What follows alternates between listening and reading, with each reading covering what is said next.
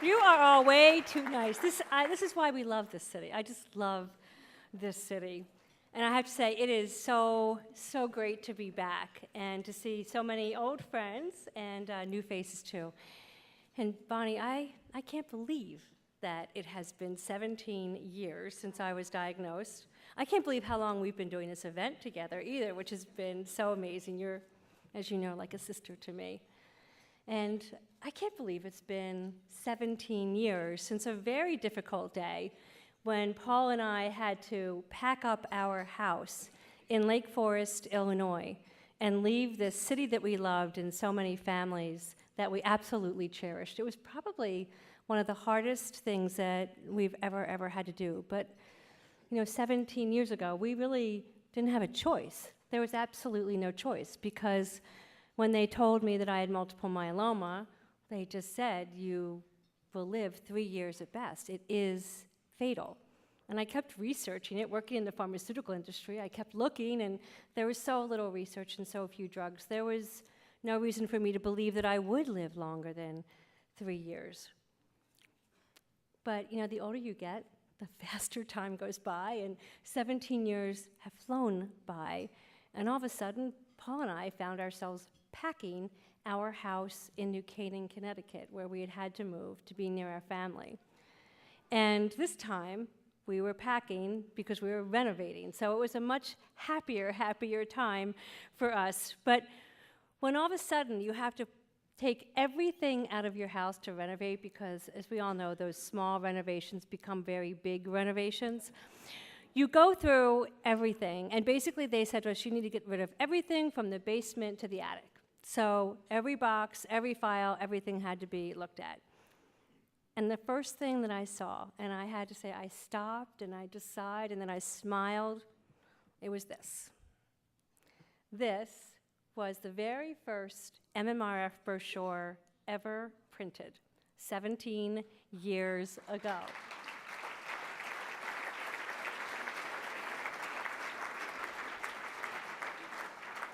And I looked at this brochure for the longest time, and I realized three things.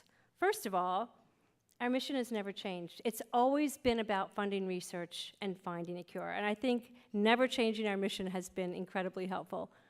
The second thing is that our inspiration has never changed. In that photograph, our daughter Nicole is just a couple of years old, and I think our son David is just a couple of days old. But they remain our inspiration for everything that we do in this company. And the third thing I have to tell you, and this was somewhat amazing, was to realize that this brochure, and it was long, it didn't have any results because we were just getting started. There was nothing to say. So when I looked at the names on that side, and you'll see Steve Rosen is there. Thank you, Steve. 17 years ago, these were the pioneers. These were the people that took a leap of faith, that said, you know what, I have no idea what's going to happen with this foundation, but I'm going to give it a shot, and I'm going to believe. I am going to believe. And two of our founding board members are listed there, Al Heller and Tony Kessman, both here from Chicago.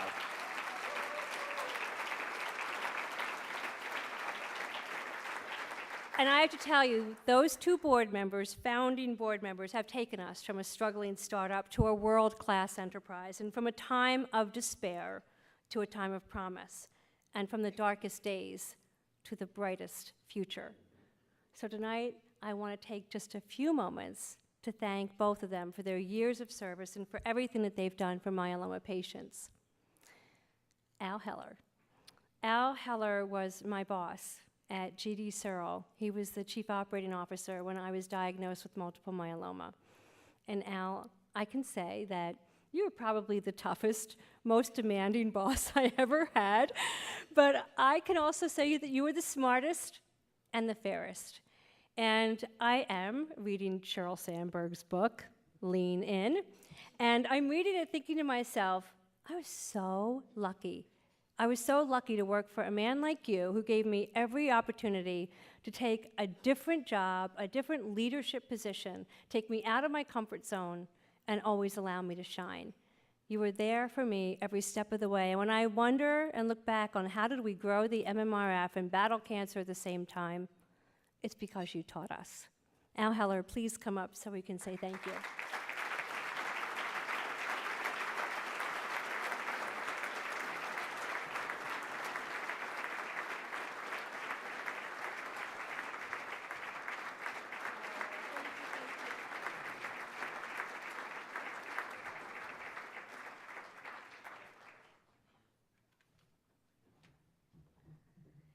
Tony Kessman.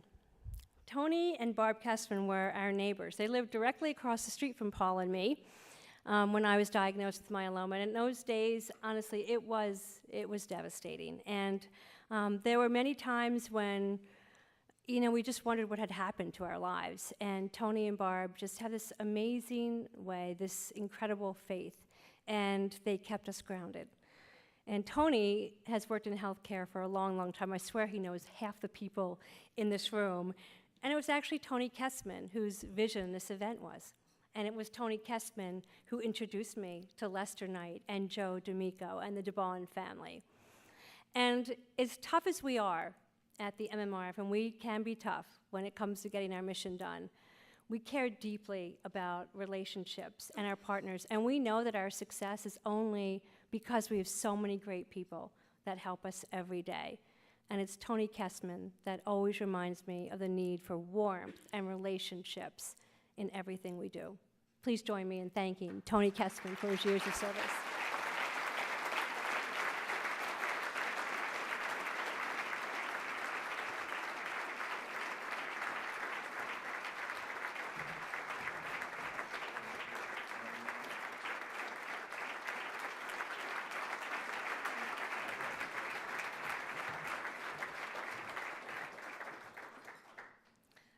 So now I want to go back to the renovation, because the renovation is still going on and on and on at our house in Connecticut, and share with you a funny story.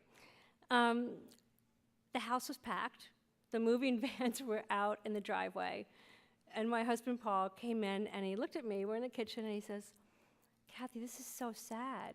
It's so sad." And he said, "When we come back into this house, it's never going to be the same again." He goes, "The tick marks on the wall where David grew, our son David grew to be nearly 6 feet tall, they're not going to be here anymore. And Nicole's drawings on the wall and her photography, it won't be here anymore." And I had to just smile and think to myself, honey, when we moved into that house, I was dying. I had 3 years to live. That was it. And today, I look around, and that little girl that was in the brochure is now a Boston College freshman cheerleader. I know, sorry about that, Coach Kelly. It's okay.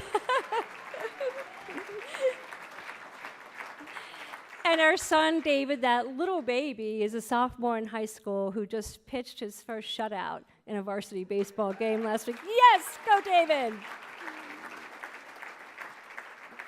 So, honey, I just have to tell you that change is good. Change is amazing. And we are going to change, and our house is going to change, and change is awesome. But I have to tell you, we're also changing a lot at the MMRF, and I think you really heard that from Christina. I mean, everything we're doing is we keep reinventing our company over and over again. It's like we're going to build tissue banks, and we'll build clinical networks, and now what we're doing is pushing all of our clinical and genomic data into the public domain. No sharing of IP, all sharing of IP, everybody building team science. And everything we're doing is going to absolutely change the entire landscape of how cancer research is done. And we are so unbelievably excited about it. And I walk into that office every day, and I'm honored to work with this amazing team of people. But it is a complex team and a growing team, because I walk in and I go, okay, that person knows genomics, and they know proteomics, and this one knows bioinformatics, and that one's IT. They're MBAs, they're PhDs, they're Masters of Public Health. And my job, the hardest part of my job is saying, how do I inspire all of them? Because there's so many different backgrounds and ways to be motivated. And some days it's challenging. So that's why I have to tell you tonight, it is just an absolute honor and privilege for me to be able to sit next to Coach Brian Kelly, who knows how to build teams. Because let's face it, football is a team sport, and Coach Kelly is the ultimate coach in football. And it is a joy to be with him. When I was actually talking to Brian, I was asking him a few questions about how he became so darn successful at Notre Dame. And his response, and any research you do on him, is basically to say it's all about the next man. That you don't know when somebody's going to get injured, and you don't know when your skill is going to be needed, but his focus is making sure that every person on that team is ready to go. And I think the other piece that you shared with me, Brian, that was so interesting is that you never look at yourself as the head coach of Notre Dame, because that's almost daunting, right? I mean, instead he looks at the process. How does he take that team from one step to the next step down the field, moving forward? And that tells you the sign of absolutely amazing leader. But what's also fascinating about you is the level of your compassion. Just to hear you talk about your wife, Packy, who is a 2-time cancer survivor, and who was diagnosed when they had 3 children under 5.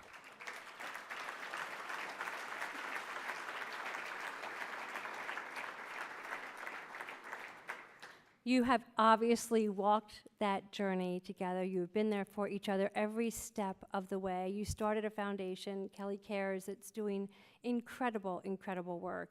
And you're just absolutely inspiring in so many ways. And you said something to me that I actually wrote down and kept on my desk, because I loved this quote so much. You said to me, Kathy, the battles in business are real. They're very real. But the personal ones, the ones about family, those are the ones we have to win. And we could not agree more.